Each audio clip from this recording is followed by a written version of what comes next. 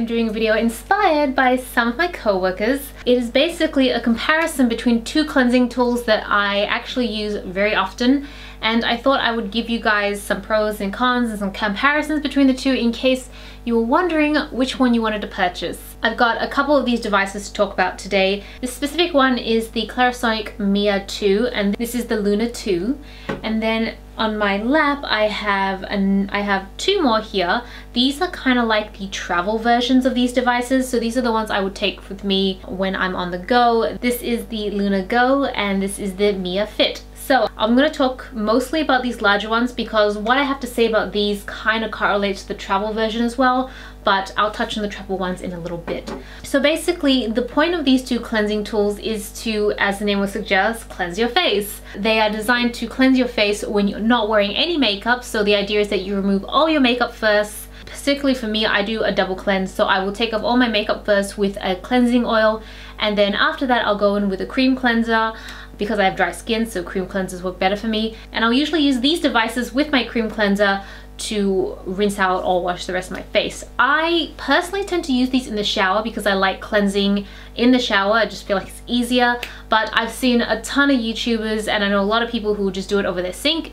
Doesn't really matter, totally up to you. These devices, all four devices actually, are waterproof, so you can use them in the shower if you want, or you can use them at your sink. I'm going to just outline a couple similarities between them first, and then I'll go into the differences.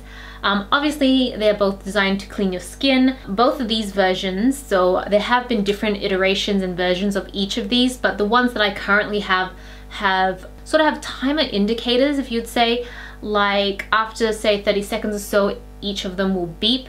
So the intention behind that is that you spend say 30 seconds cleaning this part, then when it beeps you move on to the forehead, when it beeps you move on to the other side of your face, that sort of thing. So it kind of helps you work out how much time to spend on each area of your face. Both of them do that. They also have different speed settings. You can go faster, slower, that sort of thing, but the number of variants and speed do differ between the two. And in terms of brand, I say that the Foreo, I feel like for real, just kidding, comes in a bunch of different devices. So you can have this, there's about a medium-sized version, there is the little tiny version, there's also another version like this that is non-rechargeable, which I talked about in December sometime because I actually got that as an advent calendar. I'm not a fan of that one personally, but that's just me. They also have toothbrushes with the same sort of technology. They also have some eye massages, they have stuff for men, and I think that's their actual range. And the Clarisonic comes obviously with this facial cleanser, comes with different iterations, one for your body, one for men, but it doesn't have toothbrushes and eye massages. So yeah, that's just the core range of devices between the two brands, but they both work in a similar way. They're kind of like pulsating, vibrating devices, so that kind of think of this one like an electric toothbrush. It's just like an oscillating brush that goes around your face. This one kind of vibrates, so they're intended to do the same thing. They have very similar technology in that sense. Now, time to go into some of the differences. So I'm going to start with the Clarisonic because that is the first device I got. You will notice that this is actually bristles, so it is like a brush head instead, and it is detachable, which I always detach it after use to let it dry because I'm just paranoid about it collecting germs. They do recommend that you have to change this brush every 3 months. I actually don't do that every 3 months. I will do it when I feel like the brush is starting to get a little bit, you know, just a little bit off. But I think if you're someone that suffers from acne or you're very concerned about bacteria, then I would probably abide to the 3-month rule. You can also get different variants of brush heads, so you can get one for sensitive skin, normal skin, oily skin, and I think they have like some polishing ones. They're coming up with a whole bunch of different ones. The other thing to mention is that generally the two devices are pretty close in price, but I will say that in my experience the Clarisonic has been just a little bit cheaper, if that matters, if that's something to consider. In terms of effectiveness in cleaning, I feel like the Clarisonic is actually quite thorough. Some people will say rough, and I can definitely see where they're coming from. I think if I had to use this every single day, so I don't use this every single day, I feel like I use it maybe once a week, twice if I'm having really bad skin and I need it cleared up. But for the most part I will use it once a week, and I feel like that's enough for my skin type. I find that when I use it every day my skin starts to feel a little bit raw, and a little bit sensitive to the touch, so I try to avoid doing that. But it does give you, in my opinion, a much deeper cleanse in that sense, because it does feel rougher. And I feel that you do need to keep this charged semi-often. I think I can probably, when I was using this every day, I felt like by the end of the week I had to charge it, and it does take a fair amount of time to fully charge it up. So which doesn't really matter, because I have a little stand where I keep it. So pretty much after every use I just put it on the stand and it charges. But for those of you who maybe don't want to use the stand, then yeah, that's just something to consider. But I think generally leaving it overnight, like personally I only use these devices at night before I take a shower, so I have it on for about 24 hours before I need to use it again. So that's not a big deal for me. By the time 24 hours is up, it is fully charged. So moving along to the Luna. So the difference with the Luna is that it's not using bristles per se, it's kind of all silicone. I think on the website it says it's non-porous silicone and it's bacteria resistant, so you don't need to change the brush head every time. In fact, you can't change the brush head, because once this is damaged or anything, you just have to buy a new device altogether. That's one thing to consider. But because of its non-porous silicone surface and its resistance to bacteria, I just don't see when I would ever have to chuck this out until maybe the battery gives way or something like that. Speaking of battery, these last for a super long time. You do not need to charge them as often as you would the Clarisonic. I think I read somewhere that you could go a few hundred uses before you actually charged it. I've yet to try that. I have had this for a few months now, and I don't think I've used it that many times. But since using it, I have not had to recharge it. I mean, that's really good for especially traveling, where you don't need to bring the charger with you. But the charge for this is a lot smaller. It's just a little cable that you plug in, and it can be USB charged or USB to adapter. Whereas for the Clarisonic, this whole thing needs to sit in a charger, so the charger is a little bit more clunky. I should probably mention that. The Luna itself comes in a bunch of different types. So this one is more for combination skin. I think this is combination skin. I can't remember now. I can't remember if I bought it for its actual tension or the color, because I am that shallow to get something just for the color. But I know there's like one for sensitive skin, normal skin, oily skin. So which one you buy really depends on your skin type. You can actually use both sides of this, so I tend to just use this part, and then if you flip it over, there's kind of like another ridged side, and you can use this as well. I personally don't use it because I don't see a need for it, but this is kind of like more a massage, I suppose. I will say that the cleanse on this is not as deep, so I can actually use this every day, and I actually do that. So my routine is essentially 6 days a week this, 1 day a week this, and that's why I use both. And I find that this has really helped improve like serum absorption into my skin. I feel like it's improved the pores around my nose. I feel like they're not as big as they used to be. Personally, I find that. But I also feel like it doesn't give me the really deep cleanse that sometimes I need when I just really want to, this is going to sound terrible, but when I really want to try and take off a few extra layers of skin, this doesn't really help with that. So that's kind of why I like to use the Clarisonic to kind of really, it's not an exfoliator per se, and it's probably on my head, but I feel like it kind of helps exfoliate my skin a little bit.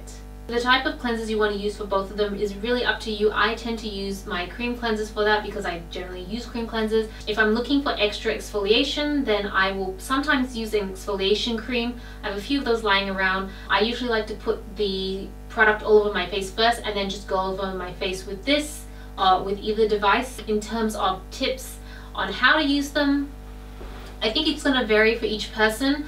I feel like there's no black and white cookie cutter rule that's going to suit everyone. For me, it actually took me a few turns to work out the best routine for my skin. So to me, it's really about listening to your skin, what it feels like, what it needs, just really being really cognizant of that. Make sure you never use these devices if you still have makeup on your face, because it is not meant to take off makeup, and I think it can actually damage some of the products in the end. It's going to stain them, it's going to get really gunky.